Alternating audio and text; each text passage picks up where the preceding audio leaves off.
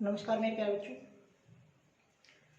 बच्चों, आज मैं आपके लिए जो क्वेश्चन लाया हूँ वो क्वेश्चन है वैद्युत द्विध्रुव क्या है।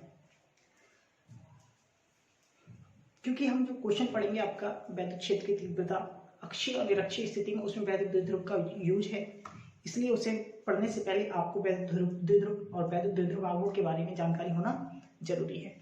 तो वैद्युत द्विध्रुव क्या है, सबसे पहले ये देखते हैं। तो वैद्युत द्विध्रुव एक ऐसा निकाय है जिसमें दो बराबर परंतु विपरीत आवेश एक दूसरे से सूक्ष्म दूरी पर स्थित होते हैं। ऐसे ही निकाय को वैद्युत द्विध्रुव कहते हैं। जैसे जब दो बराबर व विपरीत आवेश एक दूसरे से सूक्ष्म दूरी पर स्थित होते हैं तो ऐसे निकाय को वैद्युत द्विध्रुव कहते हैं। एग्जाम्पल आपका HCl है, KBr, H2O, CO2 और अमोनिया है। ठीक, HCl में हाइड्रोजन आयन और Cl- आयन एक दूसरे से एक एंगस्ट्रॉन की दूरी पर स्थित होते हैं। कितनी दूरी पर स्थित होते हैं? एक एंगस्ट्रॉन की दूरी पर। ठीक है, तो मुझे उम्मीद है कि आपको वैद्युत द्विध्रुव क्या है ये पता चल चुका है। वैद्युत द्विध्रुव क्या है? जब दो बराबर विपरीत आवेश एक दूसरे से अति सूक्ष्म दूरी पर स्थित होते हैं तो ऐसे निकाय को ही वैद्युत द्विध्रुव कहते हैं। ठीक है, एग्जाम्पल आपके ये है। और आपको पता है कि हाइड्रोजन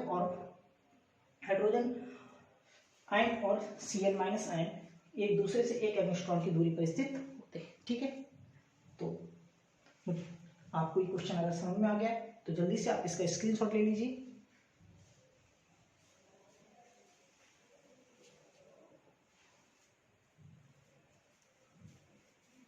देखते हैं अगला क्वेश्चन क्या है।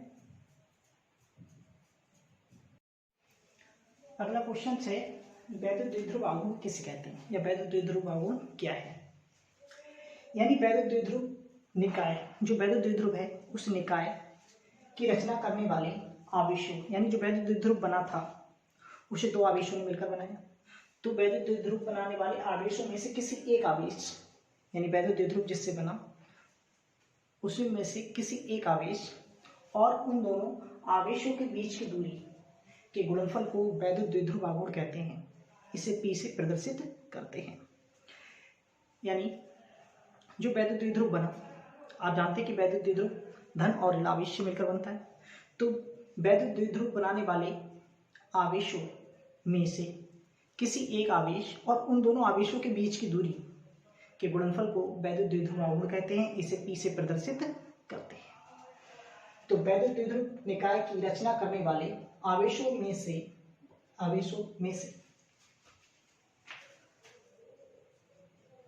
किसी एक आवेश तथा दोनों आवेशों के बीच की दूरी के गुणनफल को वैद्युत द्विध्रुव आघूर्ण कहते हैं। इसे P से प्रदर्शित करते हैं। माना दो बराबर और विपरीत आवेश +Q तथा -Q एक दूसरे से 2l दूरी पर रखे हैं। ठीक है, तो वैद्युत द्विध्रुव आघूर्ण क्या होगा? P बराबर Q इंटू 2l। ठीक है,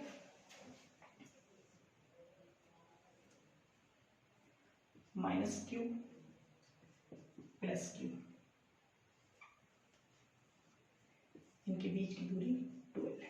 ठीक है, तो वैद्युत द्विध्रुव आघूर्ण क्या होगा? ये होगा। ठीक है, यहाँ तक। अब ये कैसी राशि है? यह एक सदिश राशि है। इसकी दिशा क्या है? इसकी दिशा ऋण आवेश से धन आवेश की ओर होती है। इसका मात्रक कूलम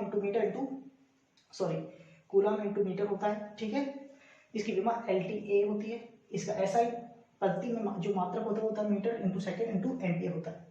एक बार फिर से देखें दोबारा से, वैद्युत द्विध्रुव आघूर्ण क्या है? यानी वैद्युत द्विध्रुव निकाय की रचना करने वाले किसी एक आवेश, यानी दो आवेशों ने जिस द्विध्रुव की रचना की उसमें से किसी एक आवेश और उनके बीच की दूरी 2l के गुणनफल को वैद्युत द्विध्रुव आघूर्ण कहते हैं। ठीक है,